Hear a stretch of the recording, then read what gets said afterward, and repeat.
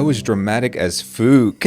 Who killed The Sims? That's the question I hope to answer in this video, but I want to start by giving you an idea of just how bad things have gotten with The Sims 4. EA has released the 94th and 95th paid DLC for The Sims 4, and like every DLC release for this game, it is already mired in controversy. So the sleek bathroom and sweet allure kits were released just last week. The former is actually the second dedicated bathroom themed DLC for The Sims 4, which is like, does someone over at EA have a toilet fetish? Cause why in the hell do they need two kits about bathrooms, bro? It's coming out of me like lava! But it is the latter, the sweet allure kit, that's the source of a lot of drama. And that's because the kit is a fraud.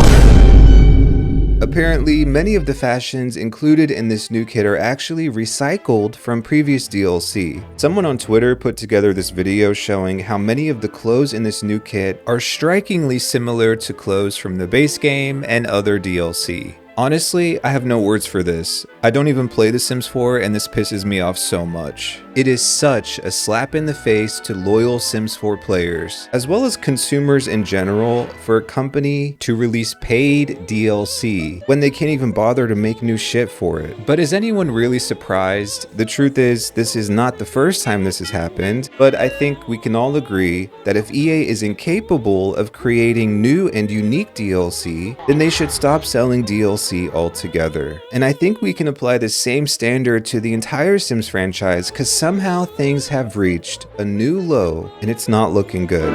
What was once a unique and innovative franchise has, according to recent leaks, devolved into a multiplayer, cross-platform, free-to-play, live service mobile game.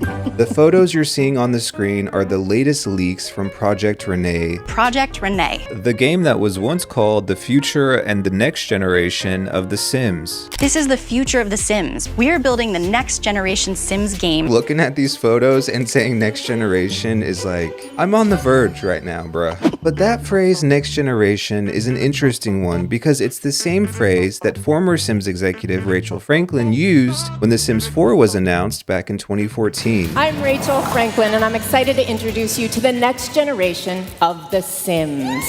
Perhaps those words are cursed, because we all know what happened to The Sims 4 at launch, and now Project Renee, which has also been called the next generation of The Sims, isn't even out yet, and it's already hated by pretty much everyone. Even the usual Sims 4 diehards have expressed zero interest in this game. And like, these are the people who get excited over new toilet paper swatches. So if they're not excited for this, baby, it's bad. But here's what has me more worried. When Project Renee fails, what is the only thing EA Maxis has to fall back on?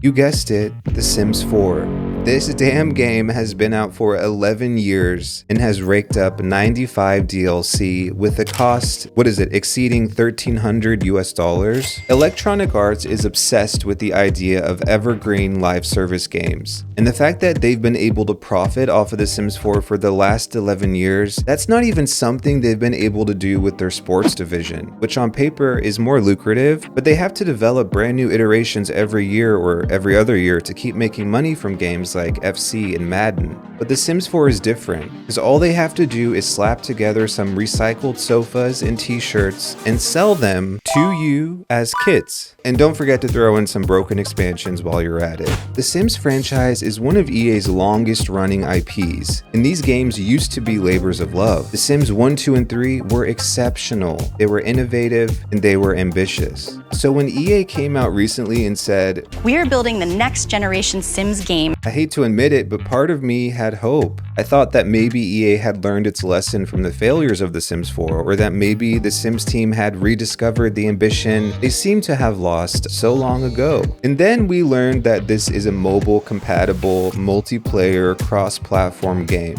And then we started seeing these leaks, which to give them credit, I believe are from the mobile playtest, not the PC version of the game. But just saying that right there is a red flag. Who asked for another Sims mobile game? And then late last year, EA announced that The Sims 5 isn't actually coming. The Sims 5 is not happening. There will not be a Sims 5. The Sims 5 is not coming. And they said this. Project Renee and other Sims games, including The Sims 4, will coexist for the foreseeable future. It means Project Renee is not setting out to replace your current awesome Sims experiences. You fucked up. Who are we supposed to blame? EA for being so damn greedy and beating the dead horse that is The Sims 4? Or the executives on the Sims team who are seemingly not even trying to persuade EA higher-ups to give them the time and resources they need to create a true successor to The Sims 4? Why are the lead producers and the VPs of The Sims not advocating for the game they all claim to be fans of? Why is Lindsay Pearson, the head of the Sims franchise, not standing up on behalf of the Sims team and meeting with EA higher-ups and saying, enough is enough, let us make a real Sims game?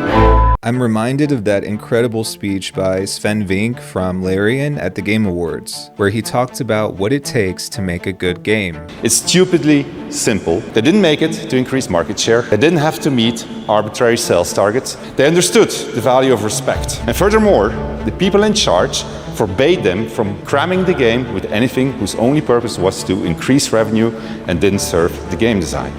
They didn't treat their developers like numbers on a spreadsheet. They didn't treat their players as users to exploit. Where is this level of passion and player advocacy from the Sims team? Have they all just given up and succumbed to the pressures from the C-suite at EA? I've heard other content creators say, blame EA, don't blame the Sims team. My entire problem with this is with EA, not with the Sims team. Deadass, what does that even mean, bro? If the studio that's actually making the game can't be held accountable for the products they create, then who else is there to blame? That's a good question. Maybe we should point fingers at the Sims community. They're the ones who continue to support and defend this game and buy this game despite its very obvious shortcomings. There are people in this community who act personally offended if you criticize The Sims 4. With a lot of these players, if you say something negative about the game, you are the enemy, and best believe if you're a content creator, they'll try to cancel your ass. Emphasis on try. Or maybe the blame lies with the content creators who are literally marketing this game for EA and influencing people to buy DLC after DLC, which in turn is prolonging the game's lifespan. We don't know the exact figures, but there are probably thousands of people in the EA creator network. To be honest, I used to feel bad for these people because I felt like they didn't realize they were being taken advantage of and being used by EA to do free marketing. But now I think the vast majority of these people are well aware of the roles they play, and they just think working with EA will give them more opportunities. That's great, and it might, but it's at the cost of your viewers not trusting you and believing that you're a shill. We don't say that, but now we said it. There's a reason big Sims channels with hundreds of thousands of subscribers can barely crack 10,000 views on a Sims 4 video, bro. But it's because the audience for this 11-year-old game is dwindling fast, and people are smart. They can see your bias from a mile away, and they don't trust you. And in the next 5 years, the same thing is going to happen to some of these huge Sims channels, the people whose entire livelihood depends on the success of a single game. But I don't see any of them, at least not ones in the EA Creator Network, protesting the $95 DLC, the $1,300 price tag, or even encouraging EA to make a real Sims 5. I guess they really need early access to the next bathroom DLC. Come on now.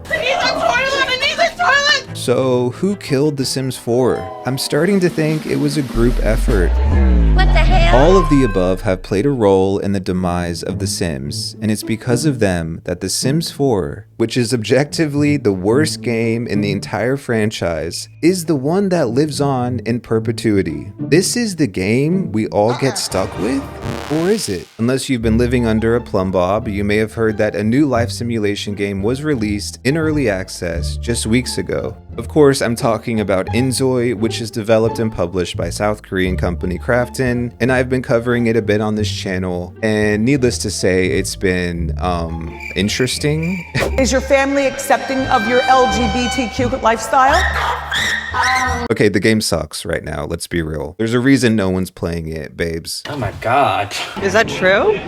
It's very true. But Inzoi's release is pretty monumental, and that's because it's the first viable competitor to The Sims ever. Even in just the last few years, we've seen so many life simulation games be announced, only for them to fall off the face of the earth a few years later, or for the studio making them to be shut down.